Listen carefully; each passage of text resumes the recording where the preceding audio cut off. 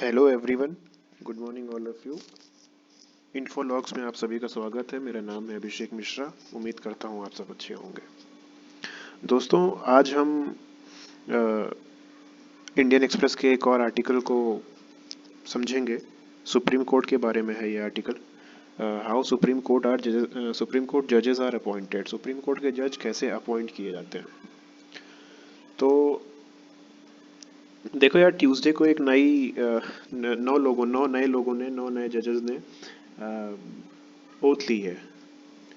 ठीक है, 9 जजेस टुक ओथ ऑन ट्यूसडे।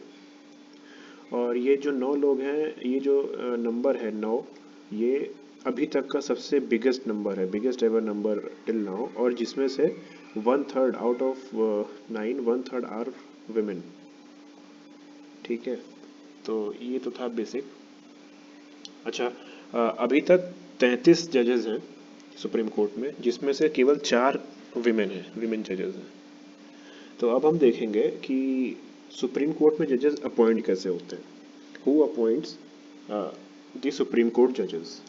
ठीक है, यहाँ हु होगा। ठीक है, तो आर्टिकल 124 क्लॉज 2 और आर्टिकल 217, ये दो आर्टिकल हैं जो डील करते हैं अपॉइंटमेंट ऑफ जजेस to supreme court and high court. 124 clause 2 और 217, मतलब 124 क्लॉज 2 सुप्रीम कोर्ट के जजेस की अपॉइंटमेंट को से डील करता है, और 217 हाई कोर्ट के जजेस के अपॉइंटमेंट से डील करता है। और इन दोनों प्रोविजंस के अंडर में जो प्रेसिडेंट होते हैं, इंडिया के प्रेसिडेंट हैं, उनको पावर दी गई है अपॉइंटमेंट जजेस की अपॉइंटमेंट करने के लिए। ठीक है, तो ये पावर कैसे होती है कि समझो, आफ्टर कंसल्टेशन विद द जजेस of Supreme court and high court. मतलब सुप्रीम कोर्ट और हाई, अगर सुप्रीम कोर्ट के लिए जजेस अपॉइंट कर रहे हैं प्रेसिडेंट, तो सुप्रीम कोर्ट में के जजेस से उनको कंसल्ट करके प्रेसिडेंट जो है, जैसा भी ठीक समझे, उनको अपॉइंट कर सकते हैं। और अगर हाई कोर्ट के लिए कर रहे हैं तो हाई कोर्ट के जजेस से डिस्कस करके, कंसल्ट करके, जैसा प्रेसिडेंट को ठीक लगे वो रिकमेंड कर सकते हैं, अपॉइंट कर सकते हैं जज को, एज पर द प्रोविजन। तो लेकिन सुप्रीम कोर्ट ने सुप्रीम कोर्ट के कुछ डिसीजंस की वजह से ये चेंज हुआ। ये जो प्रेसिडेंट अपॉइंट करते थे कंसल्ट करके और इन सब चीज़ों से, ये चेंज हुआ।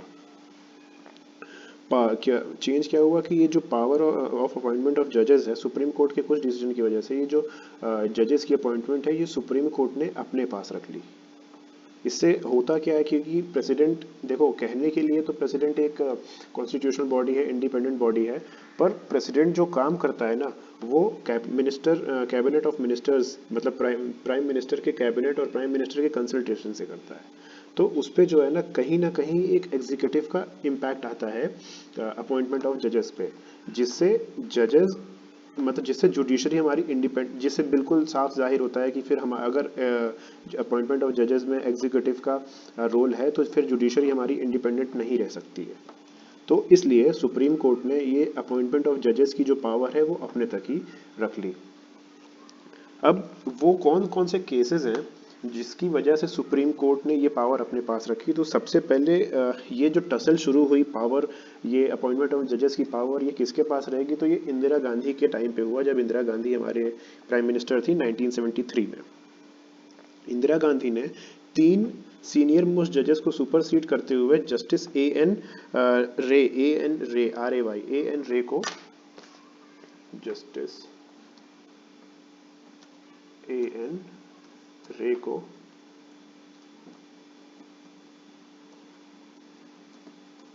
Appointed as CGI.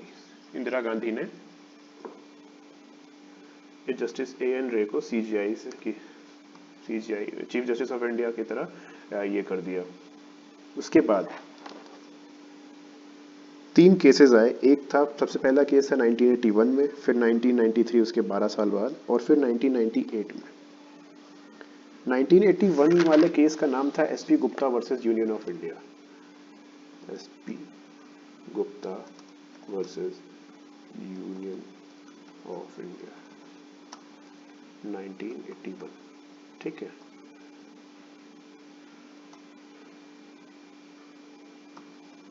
इंडिया का हाई कैपिटल। इस केस में जो डिसीजन आया, जो रूलिंग आई, उसने जो है एग्जीक्यूटिव का प्री इमिनेंस, मतलब एग्जीक्यूटिव अपॉइंट कर सकता है, एग्जीक्यूटिव का रोल होगा, इस फ्रेज को, इस चीज को अफर्म कर दिया, कंफर्म कर दिया कि हाँ ठीक है, अभी तक जैसा चलता आ रहा था कि एग्जीक्यूटिव का रोल अपॉइंटमेंट ऑफ जजेस में रहेगा, इस चीज को उन्होंने कंफर्म कर दिया 1981 में। पर 12 साल बाद मतलब 1993 में एक और केस आता है, supreme court advocates association versus union of India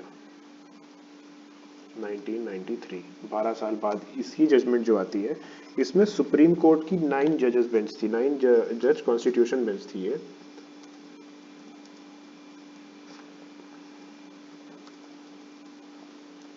जिसमें सुप्रीम कोर्ट ने कॉलेजियम सिस्टम को इवॉल्व किया।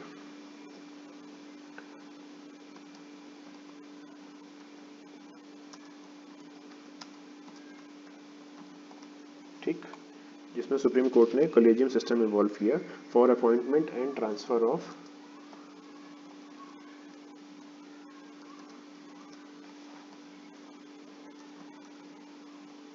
जजेस of Supreme court and high Court. ठीक, इतना समझ में है? चलो अच्छी बात है। इसके बाद अच्छा, अपॉइंटमेंट ऑफ जजेस में ये जो कॉलेजियम सिस्टम था, उसके बाद सुप्रीम कोर्ट ने ये भी कहा कि ये लोग कॉन्स्टिट्यूशन से अलग जाने का उसका रीजन सिर्फ जुडिशरी जुडिशरी की इंडिपेंडेंस को की रक्षा करना था, और executive from executive and protect his integrity, मतलब जुडिशरी को एक तरह से इंडिपेंडेंट रखने के लिए, पूरी तरह से इंडिपेंडेंट रखने के लिए, और जुडिशरी को या जुडिशरी की इंटेग्रिटी को प्रोटेक्ट करने के लिए सुप्रीम कोर्ट ने कॉन्स्टिट्यूशन में जो लिखा था उससे डेविएट हुए। इसकी रीजनिंग थी इस केस में, मतलब supreme court advocates association versus union of India में सुप्रीम कोर्ट की रीजनिंग ये थी कि वो लोग कॉन्स्टिट्यूशन के में जो आर्टिकल 124 सब क्लॉज 2 और 217 में जो दिया हुआ है कि president with the consultation of जजेस को अपॉइंट कर सकता है, नए जजेस को अपॉइंट कर सकता है, इससे डेविएट होकर, मतलब ये कॉन्स्टिट्यूशन में दिया हुआ है और इससे डेविएट होकर सुप्रीम कोर्ट ने ये रूलिंग दी कि जुडिशरी, ताकि जुडिशरी की इंडिपेंडेंस और इंटीग्रिटी को प्रोटेक्ट किया जा सके। उसके बाद 1998 में प्रेसिडेंट ने एक क्या कहते हैं, प्रेसिडेंशियल रेफरेंस को इशू किया सुप्रीम कोर्ट में, और उन्होंने कंसल्टेशन जो वर्ड है, मतलब 124 सब क्लॉज 2 और 217 में जो है कंसल्टेशन एक वर्ड था, 104 सब क्लॉज 2 एंड 217 कंसल्टेशन।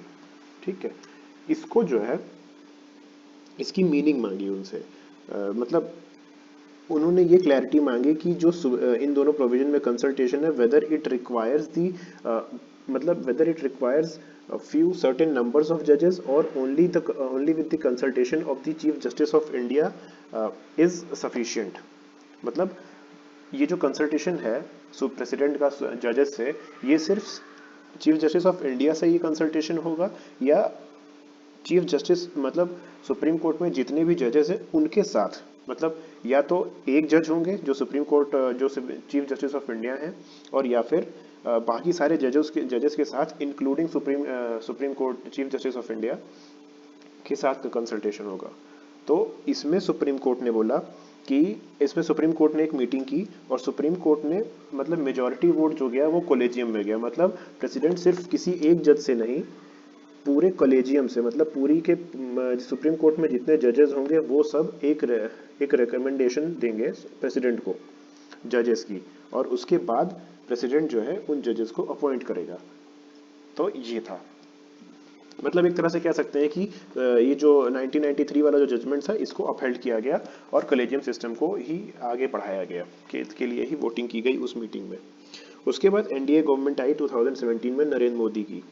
उसमें ये होता है कि जुडिशियल अपॉइंटमेंट्स के लिए नरेंद्र मोदी की गवर्नमेंट ने एक नेशनल जुडिशियल अपॉइंटमेंट कमीशन ये इस्टेब्लिश की कॉन्स्टिट्यूशनल अमेंडमेंट से। और ये जो लॉ आया ये एग्जीक्यूटिव को बहुत ज़्यादा पावर्स दे रहा था अपॉइंटमेंट ऑफ जजेस के लिए, मतलब जजेस को अपॉइंट करने में बहुत पावर दे रहा था। लेकिन फिर इसको सपोर्ट भी था, काफ़ी पॉलिटिकल पार्टीज ने इसको सपोर्ट भी किया था, क्योंकि भाई आज एनडीए गवर्नमेंट है, कल किसी और की गवर्नमेंट होगी, राहुल गांधी बनेंगे या कोई और बनेगा। तो ये एक मतलब पॉलिटिकली एक अच्छा मूव था पॉलिटिशियंस की दृष्टि से देखा जाए तो। पर सुप्रीम कोर्ट ने इसको अनकॉन्स्टिट्यूशनल कर दिया, और अब ये जो है इसका कोई मतलब नहीं था। तो supreme court struck it down as unconstitutional. So in 2014,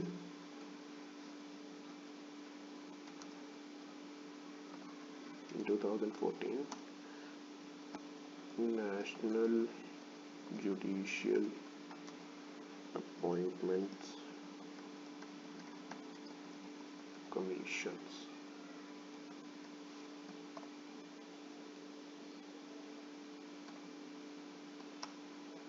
Supreme Court held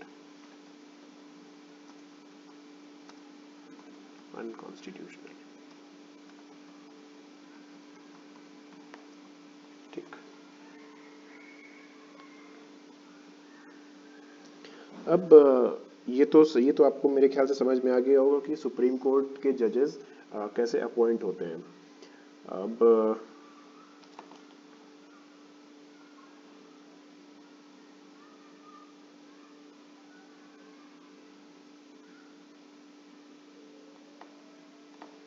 एक चीज़ ये है, और एक चीज़ में यार मुझे और बताना था, मैं भूल रहा हूँ।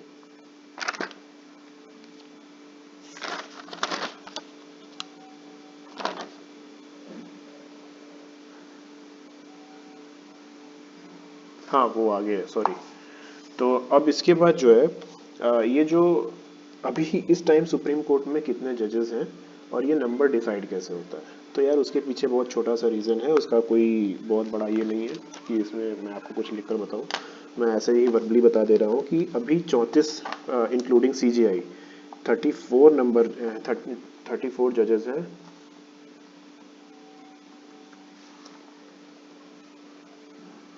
इंक्लूडिंग CJI, ठीक है।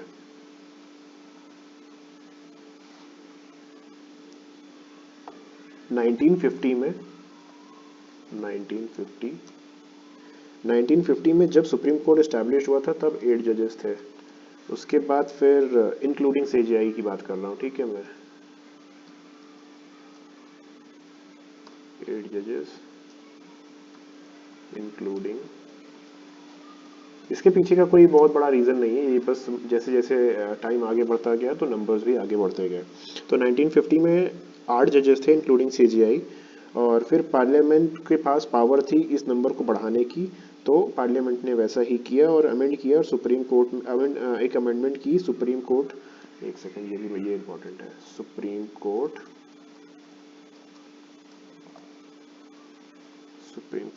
जजेस, नंबर ऑफ जजेस,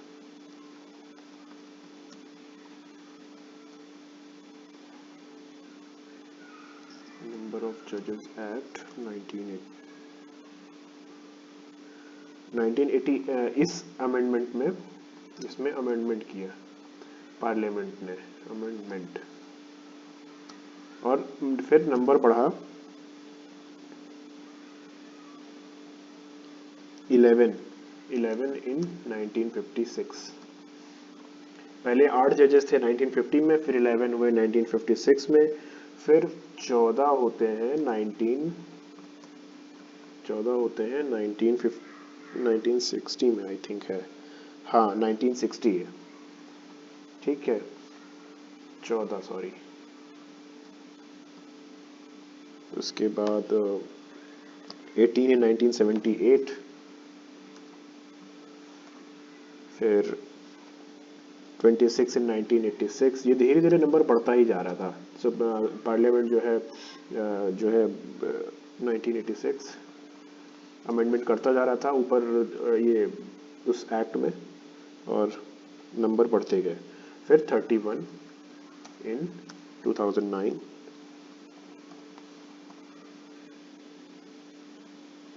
एंड देन 34 इन 2019। ठीक। और ट्यूसडे के रिकॉर्ड से मतलब 2021 में इस टाइम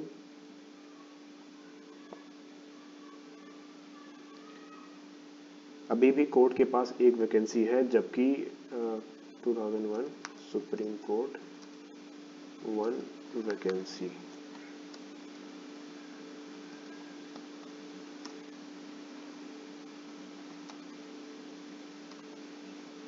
दो 9 judges have taken oath on Tuesday। ठीक है।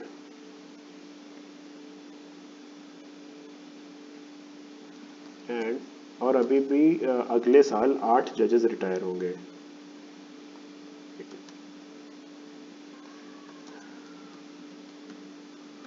रिटायरमेंट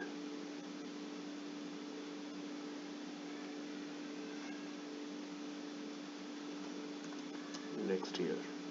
ठीक है।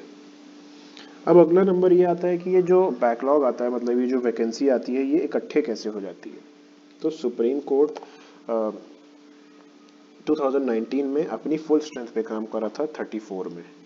जब सीजेआई ऐसे बोबड़े आए तो उन्होंने एक वैकेंसी को इनहेरिट किया और उनके वो रंजन गोगोई की जगह पे आए थे मेरे ख्याल से। हाँ, वो रंजन गोगोई की जगह पे ऐसे बोबड़े आए थे और सुप्रीम कोर्ट 2019 में 34 मतलब अपनी फुल स्ट्रेंथ के साथ काम कर रहा था। उसके बाद ऐसे बोबड़े सीजीआई बन गए और लेकिन उनकी लीडरशिप में सुप्रीम कोर्ट ज़्यादा नाम रिकमेंड कर नहीं पाई ड्यू टू सम रीज़न, और जिसकी वजह से ये जो वैकेंसीज हो रही थी सुप्रीम, क्योंकि रिटायरमेंट तो अपने अपने हिसाब से ही चल रहा था पर रिकमेंडेशन बन नहीं पा रहा था, तो वैकेंसीज क्रिएट होती गई और रिकमेंडेशन हो नहीं पाया, नए जजेस आ नहीं पा रहे थे, तो उसकी वजह से ये जो है ये बैकलॉग एक्यूमुलेट हो रहा था, बैकलॉग इकट्ठे होते जा रहे थे और एक्यूमुलेशन ऑफ वैकेंसीज होती गई। और हाई कोर्ट में अभी तक जो, अगर हाई कोर्ट की बात करें तो अभी जो है according to this article 30% vacancy है हाई कोर्ट में जजेस की, और सुप्रीम कोर्ट में जजेस की रिटायरमेंट की एज होती है 65 और हाई कोर्ट में जजेस की रिटायरमेंट होती है 62, जबकि यूनाइटेड स्टेट्स में सुप्रीम कोर्ट में जो जजेस होते हैं वो अपनी लाइफ टाइम तक सर्व करते हैं। और इसी रीज़न से हमारा जो प्रोसेस ऑफ अपॉइंटमेंट ऑफ जजेस है ये कंटिन्यूस प्रोसेस है, और ये जो कलेजियम सिस्टम है ये एक मल्टी स्टेप प्रोसेस है और इसकी अकाउंटेबिलिटी भी थोड़ी सी कम है। और अब और जुडिशरी ने जो अपने ऊपर टाइमलाइन सेट किया हुआ है वो भी कुछ मतलब उसकी भी अकाउंटेबिलिटी, उसके लिए भी अकाउंटेबिलिटी जो कॉलेजियम सिस्टम की है वो काफ़ी कम है। अब हाई कोर्ट का जो है जो अपॉइंटमेंट होता है वो कैसे होता है, ये मैं आपको समझा देता हूँ। हाई कोर्ट का अपॉइंटमेंट, हाई कोर्ट के बाद फिर उसके बाद सुप्रीम कोर्ट और प्रेसिडेंट ही ये करते हैं, पर हाई कोर्ट में अपॉइंटमेंट कैसे होता है ये हम बता दे रहे हैं आपको। सुप्रीम कोर्ट का अपॉइंटमेंट थोड़ा सा ईजी पड़ जाता है। तो हाई कोर्ट का अपॉइंटमेंट शुरू होता है हाई कोर्ट के कॉलेजियम से, मतलब हाई कोर्ट के जो अपर मोस्ट सीनियर मोस्ट जजेस होते हैं वो एक मतलब एलिजिबल जजेस की लिस्ट बनाते हैं और वो फाइल आगे जाती है स्टेट गवर्नमेंट को, फिर स्टेट गवर्नमेंट उस फाइल को रेफर करता है सेंट्रल गवर्नमेंट को। सेंट्रल गवर्नमेंट जब उस फाइल को सुप्रीम कोर्ट में रेफर करती है, सुप्रीम कोर्ट कॉलेजियम में भेजती है, तो supreme court after the report gathered, मतलब सुप्रीम कोर्ट इंटेलिजेंस की रिपोर्ट गैदर करती है, मतलब उन जजेस की उन ऑनरेबल जजेस की सारी रिपोर्ट देखती है, आगे पीछे का वो कैसे जजेस हैं, क्या उनकी पूरी टाइमलाइन देखती है, और उसके बाद सुप्रीम कोर्ट उन कैंडिडेट्स को रेकमेंड करता है। और ये जो पूरा प्रोसेस है ना ये पूरा तकरीबन 1 साल ले ही लेता है। तो सुप्रीम कोर्ट अगर नाम क्लियर कर भी दे ना, जल्दी क्लियर कर दे, फिर भी जो डिले होता है ना वो गवर्नमेंट लेवल पे होता है। गवर्नमेंट लेवल कोई भाई फाइनल अप्रूवल देना होता है और अपॉइंटमेंट करना होता है जजेस का, पर यही जो डिले है वो 1 साल तक हो जाता है धीरे धीरे करके। और इन केस अगर गवर्नमेंट को सुप्रीम कोर्ट ने जो नेम क्लियर किए हैं जजेस को फॉर अपॉइंटमेंट, सेंट्रल गवर्नमेंट को अगर वो नहीं पसंद आता है या नहीं लगता है कि हाँ वो जज एलिजिबल है, तो सेंट्रल गवर्नमेंट उसको सुप्रीम कोर्ट को उस फाइल को वापस भेजती है और कहती है कि आप इसको रिकंसिडर करिए। और अगर ज़रूरी होता है, सुप्रीम कोर्ट को लगता है, तो सुप्रीम कोर्ट अपना डिसीजन चेंज भी करता है। यूजुअली बहुत कम होता है पर होता है, ये एक प्रोसेस है। और तो ये पूरा प्रोसेस एक साल के लगभग एक साल की टाइमलाइन होती है, और एक साल में एक जजेस का प्रमोशन होता है या डिमोशन होता है, ये पता चल जाता है। अब सुप्रीम कोर्ट में मतलब नंबर ऑफ विमेन जजेस है क्या, ये नंबर ऑफ जो महिला जज है, इसका मतलब फीमेल जज है, ये इनका जो नंबर था जजेस की कैटेगरी में, ये हमेशा से लो रहा है? तो ऐसा नहीं है, ऐसा है इनफैक्ट। क्योंकि हमारे देश में कास्ट और जेंडर डिफरेंशिएशन शुरू से प्रिवेलेंट रहा है, इस वजह से। और हायर जुडिशरी में तो एनीवे कास्ट और जेंडर इश्यूज तो थे। अब ट्यूसडे के अपॉइंटमेंट में, before Tuesday appointment, justice Indira Banerjee, मतलब अभी तक जो 34 जजेस जो थे, उसमें सिर्फ एक विमेन जज थी, उनका नाम है justice Indira Banerjee, was the only women जज इन सुप्रीम कोर्ट। ठीक है। नाउ इसके बाद justice B V Nagarathna is in line to become India की first women CJI justice after 80 years of independence को 80 साल बाद, आज़ादी के 80 साल बाद जस्टिस बीवी नागरथना पहली women chief justice of India होंगी।